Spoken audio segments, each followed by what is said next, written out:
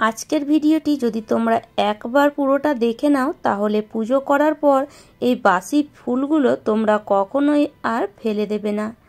Hello বন্ধুরা, কেমন আছো তোমরা? আশা করি ভালো আছো আর আমিও ভালো আছি। তো আবার আমি তোমাদের জন্য এমন কিছু টিপস নিয়ে এসেছি যেটা ইউজ করলে তোমাদের সংসারের কাজ অনেকটাই সহজ হয়ে যাবে আর সাথে সাথে তোমাদের সময় খরচ অনেকটাই বাঁচবে। পুজো করার পর এই যে বাসি ফুলগুলো আমরা সাধারণত ফেলে দিই বা কোনো গাছের গোড়ায় হয়তো রেখে দিই, কিন্তু এই ফুলগুলো আজকে যদি আমরা ইউজ করি তাহলে আমাদের সময় ও খরচ অনেকটাই বাঁচিয়ে ফেলতে পারবো।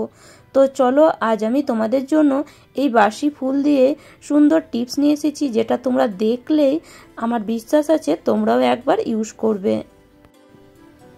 তো গ্যাসের মধ্যে একটা তাওয়া বসিয়ে দিয়ে গ্যাসের ফ্লেমটাকে একদম লোতে রেখে কিছু ফুল আমরা এই তাওয়ার ওপরে দিয়ে দেব।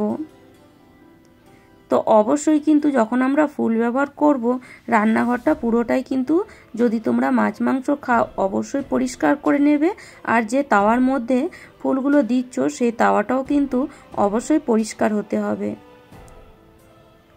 তো এইভাবে পুরো তাওয়ার ওপরে ফুলগুলোকে দিয়ে দিচ্ছি, আর ফুলগুলো একদম গ্যাসের ফ্লেমটা লোতে রেখে পুরো এরকম করে শুকনো তাওয়াতে ভেজে নিতে হবে বা রোস্ট করে নিতে হবে। দেখো একদম কিন্তু মচমচে হয়ে যাবে। যদি হাই ফ্লেমে রাখো তাহলে কিন্তু ফুলগুলো পুড়ে যাবে, আর লো ফ্লেমে এটাকে ভাজতে হবে, তাহলে আস্তে আস্তে ফুলগুলো থেকে জলটা রিলিজ হবে আর আস্তে আস্তে এগুলো ভাজা হবে। তো দেখতে পাচ্ছ এইভাবে ফুলগুলো দেখো, অনেক ফুল কিন্তু মানে পুরো মচমচে হয়ে গেছে, আবার অনেক ফুল কিছুটা মানে সফট আছে। তো এইভাবে রেখে দিলেই ভালো হয়।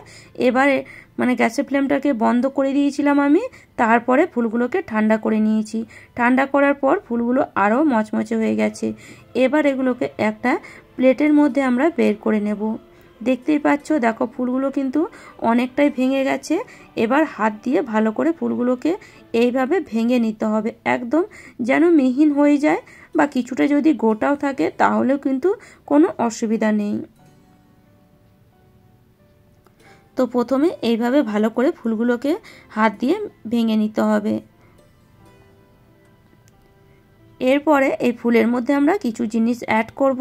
তো প্রথমে আমি দিয়ে দিচ্ছি দুটো কর্পূরকে আমি একদম মিহিন করে মানে গুঁড়ো করে নিয়েছি, সেটা দিয়ে দিলাম। আর এখানে কিছুটা আমি ধুনো নিয়েছি। তো আমরা তো সন্ধেবেলায় বাড়িতে ধুনো দিই, তো সেই ধুনো আমি নিয়েছি, এখানে আমি অ্যাড করে দিলাম। এই তিনটে জিনিসকে ভালো করে মিশিয়ে নেব। এবার আমরা এখানে নিয়ে নেব প্রদীপ। যে পুরনো প্রদীপ তোমরা মানে বাড়িতে রাখো, বা এই দীপাবলির সময় যদি পুরনো প্রদীপ বাড়িতে থেকে গেছে সেই প্রদীপগুলো এইভাবে ইউজ করতে পারো। প্রদীপের মধ্যে এইভাবে এই ফুলগুলোকে দিয়ে দিতে হবে। তো পুরো মানে প্রদীপটাকে ভরেই এই ফুলগুলো এইভাবে দিয়ে দিতে হবে। আর যদি প্রদীপ না থাকে তাও আমি দেখিয়ে দেব তোমাদেরকে যে কিভাবে তোমরা এই ফুলগুলো ইউজ করতে পারবে। সন্ধেবেলায় তো আমরা ধূপকাঠি প্রদীপ তো ধরাই, আর তার সাথে সাথে আমরা অনেকেই বাড়িতেই কিন্তু ধুনো ব্যবহার করি। আর এই ধুনো ব্যবহার করতে গেলে আমাদের নারকেলের ছোবড়া মানে লাগে। তো যদি বাড়িতে নারকেলের ছোবড়া না থাকে তখন আমরা ধুনোটা ব্যবহার করতে পারি না। তো যদি নারকেলের ছোবড়া বাড়িতে না থাকে, বাজার থেকে কিনে আনতে হয়, তাহলে এই ফুলগুলো ফেলে না দিয়ে তোমরা এইভাবে এই ফুলের মধ্যে ঝুনো দিয়ে আর একটু কর্পূর দিয়ে ব্যবহার করে দেখতে পারো। গ্যারেন্টি দিয়ে বলছি যে এত সুন্দর সুগন্ধ পুরো ঘরে ছড়িয়ে যাবে আর ফুলগুলো কাজে চলে আসবে। কোনো কিন্তু অকাজের জিনিস এটা হচ্ছে না।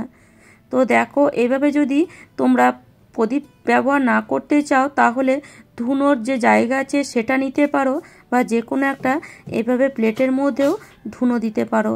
দেখো কত সুন্দর হালকা হালকা একটা ধোঁয়া হচ্ছে, আর এই যে সুগন্ধ পুরো ঘরে কিন্তু ছড়িয়ে যাবে সন্ধেবেলায়। আর যদি তোমরা বাড়িতে ধুনো দাও তাহলে এইভাবে অবশ্যই একবার হলেও ব্যবহার করে দেখতে পারো। তো চলো দ্বিতীয় টিপসের জন্য আমি এখানে একটা জায়গার মধ্যে নিয়ে নিয়েছি কিছুটা পরিমাণ জল, আর তার মধ্যে বাকি ফুলগুলো এই জলের মধ্যে দিয়ে দেব। এবার এই জলটাকে কিছুক্ষণ ভালো করে ফুটিয়ে নিতে হবে। তো ইন্ডাকশান হোক বা গ্যাসে হোক জলটাকে বসিয়ে ভালো করে মোটামুটি 10 থেকে 15 মিনিট ফুটিয়ে নিতে হবে, যাতে জলের কালারটা পুরোপুরি চেঞ্জ হয়ে যায়। তো দেখতেই পাচ্ছ, দেখো এখন জলের কালারটা কিন্তু অনেকটাই চেঞ্জ হয়ে গেছে। তো এরকম আমি মোটামুটি 10 থেকে 15 মিনিট ফুটিয়ে নিয়েছি, আর জলের কালারটা দেখে তোমরা বুঝতেই পারছো কতটা গাঢ় হয়েছে। তো চলো এবার এটাকে ঠান্ডা করে নেব। যখন এই জলটা পুরোপুরি ঠান্ডা হয়ে যাবে তখন ফুল থেকে জলটাকে আলাদা করে নিতে হবে। তো এইভাবে একটা ছাঁকনি দিয়ে তোমরা এটাকে ছেঁকে নিতে পারো। আর জলের কালারটা দেখো কত সুন্দর এসেছে, একদম লাল লাল। আর বিশ্বাস করো, যখন আমি এই জলটা ফুটাচ্ছিলাম পুরো ঘরে এত সুন্দর সুগন্ধ ছড়িয়ে গেছিল যে তোমাদেরকে বলে আমি বোঝাতে পারবো না। মানে ফুলের সুগন্ধ পুরো ঘরে ছড়িয়ে গেছিল। তো এই যে জলটা, এটা আমরা কিভাবে ব্যবহার করব। তো এখানে আমি একটা স্প্রে বোতল নিয়ে নিয়েছি। যদি তোমাদের কাছে বড় স্প্রে বোতল থাকে তাহলে তো কোনো কথাই নেই, বড় স্প্রে বোতলে এই জলটাকে ভরে নিতে পারো।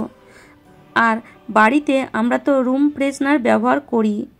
তো বাড়িতে রুম ফ্রেশনার ব্যবহার না করে যদি এই জলটা পুরো বাড়িতে ছড়িয়ে দাও প্রত্যেক দিন, দেখবে এত সুন্দর সুগন্ধ পুরো ঘরে ছড়িয়ে যাবে যে রুম ফ্রেশনার ব্যবহার করার কোনো প্রয়োজনই পড়বে না।